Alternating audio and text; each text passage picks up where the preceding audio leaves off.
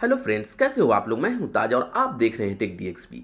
आज की इस वीडियो में हम लोग बात करेंगे कि एतिहाद वी के रेगुलेशन के अकॉर्डिंग किस तरह से हम लोग ईएलसीबी या आरसीसीबी का सिलेक्शन करते हैं। इससे पहले मैंने एक वीडियो बनाया है जिसमें मैंने दीवा के रेगुलेशन के बारे में बताया है कि दीवा का रेगुलेशन क्या कहता है कि किस तरह से हम लोग जो है ईएलसीबी या आरसीसीबी का सिलेक्शन करते हैं।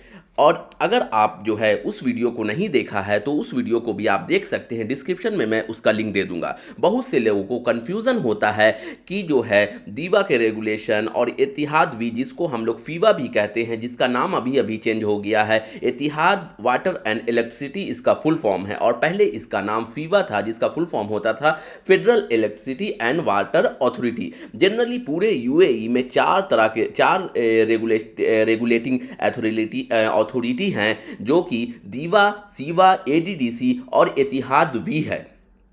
तो जो दीवा है वो दुबई देखता है, फिर सीवा जो है शारजा एमिरेट्स के लिए है, और एडीडीसी अबू धाबी एमिरेट्स के लिए है। उसके अलावा यूनाइटेड अरब एमिरेट्स में जो 4 और एमिरेट्स बच गए हैं, रसल खैमा, फुजैरा, अजमान और उम्मुल कुवैन, उन चारों को एतिहाद वाटर एंड इलेक्ट्रिसिटी जो अथॉरिटी है वो देखती है, इसमें जो है वो वाटर और इलेक्ट्रिसिटी का सारा चीज़ का कंट्रोलिंग उन लोगों के ही हाथ में होता है। तो यहाँ पर हम लोग डिस्कस करेंगे सेपरेटली कि किस तरह से जो है हम लोग ये जो आप बोलते हो कि ईएलसीबी का जो रेटिंग हम लोग डिसाइड करते हैं कि कौन से सर्किट में कौन सी इक्विपमेंट के लिए कितने मिली एम्पियर का होगा, वो एतिहाद वी के रेगुलेशन के अकॉर्डिंग हम लोग सेलेक्ट करेंगे यहाँ पर। तो यहाँ पर आप जैसे देख सकते हो कि ये लिखा हुआ है residual operating current setting for RCD and ELP devices. RCD का मतलब residual current devices and ELP मतलब अर्थ लीकेज प्रोटेक्शन डिवाइसेज।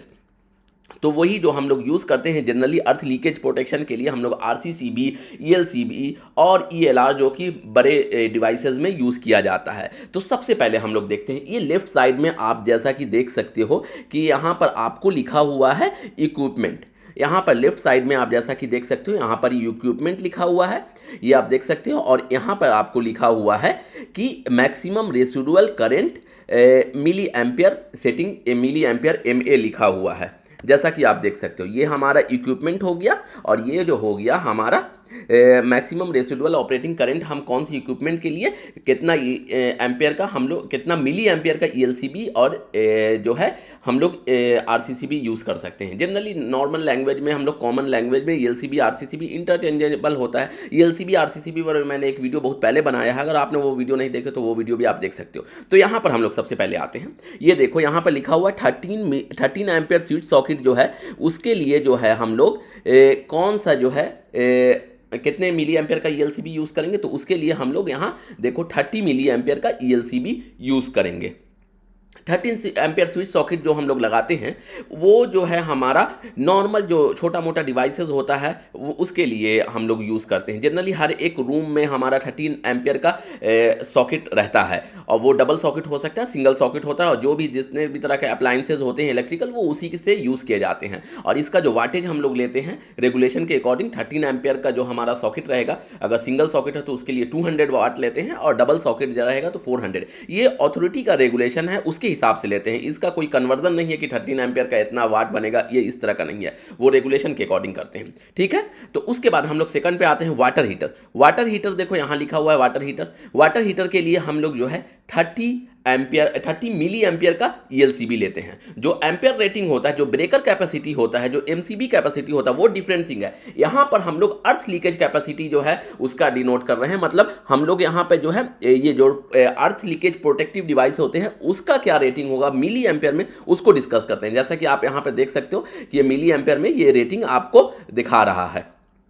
उसके बाद हम लोग किचन फिक्स अप्लायंसेज में आप देख सकते हो, जैसे एग्जांपल में वॉशिंग मशीन लिखा हुआ है, तो इसके लिए भी हम लोग जो है 30 मिली एम्पियर का ईएलसीबी लेते हैं, 30 मिली एम्पियर का ईएलसीबी। उसके बाद बहुत ही इंपॉर्टेंट चीज़ है, ये देखो domestic water pump.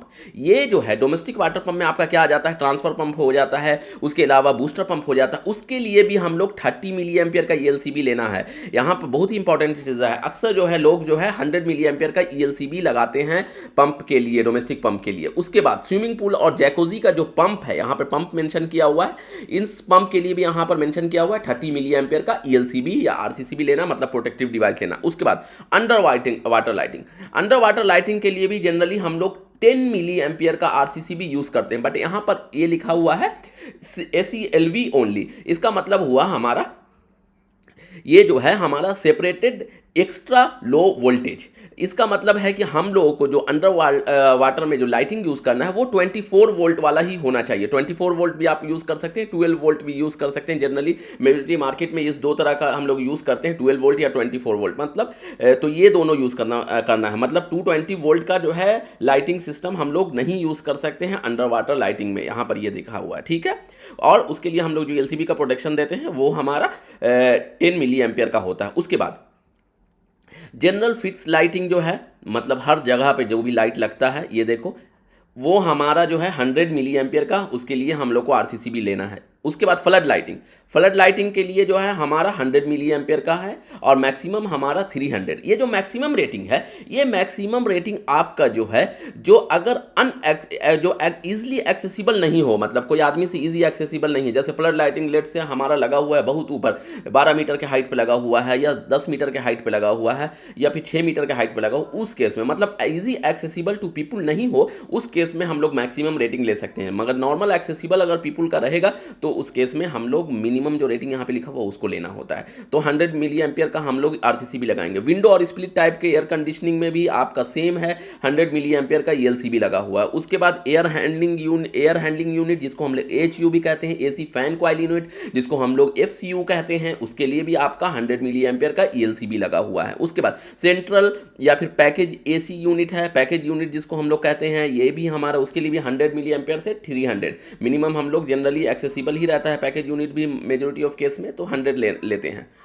Accessible easily नहीं होगा तो 300 ले सकते हैं। इरिगेशन पंप, ये देखो इरिगेशन पंप के लिए 100 मिली एम्पियर का हम लोग को RCCB लेना है। इलेक्ट्रिक कुकर के लिए हम लोग को 30 मिली एम्पियर का RCCB लेना है। इंडस्ट्रियल मशीन, इसके लिए भी 100 है और 300 वो इजीली एक्सेसिबल एरिया में नहीं हो तो। एलिवेटर, एक्सेलेटर, लिफ्ट, इसके लिए भी जनरली हम लोग जो है 300 मिली एम्पियर का ही लेना होता है। इसके लिए लिफ्ट के लिए 100 मिली एम्पियर का नहीं लेते हैं। फीवा का जो एग्जाम होता है उसमें भी अक्सर ये वाला क्वेश्चन पूछा जाता है, जो ओरल होता है, रिटन तो होता है, उसके अलावा इंटरव्यू भी होता है, तो उसमें अक्सर पूछते हैं इंटरव्यू में कि लिफ्ट के लिए, एलिवेटर के लिए कितना मिली एम्पियर का ELCB या RCCB यूज करोगे, तो वहां पर आंसर देना होता है 300 मिली एम्पियर का। नियॉन लाइट साइन के लिए, साइन बोर्ड के लिए 300 मिली एम्पियर का RCCB। School areas example laboratory for children, जो कि स्पेशल एरिया जहाँ पे जो है चिल्ड्रेन और फिर बहुत ही ज़्यादा क्रिटिकल कंडीशन होता है, उस केस में 10 मिली एम्पियर का ELCB हम लोग यूज़ करते हैं, 10 मिली एम्पियर का RCCB यूज़ करते हैं। जैसा कि मैंने बताया अंडर वाटर लाइटिंग के लिए भी। तो यहाँ पर जो भी मैं मेंशन कर रहा हूँ 10, 20, 30 और 10, 30, 300, 100, ये सारा मिली एम्पियर मैं मेंशन कर रहा हूँ। उसके बाद जो है ये सारा हमारा कंप्लीट हो गया।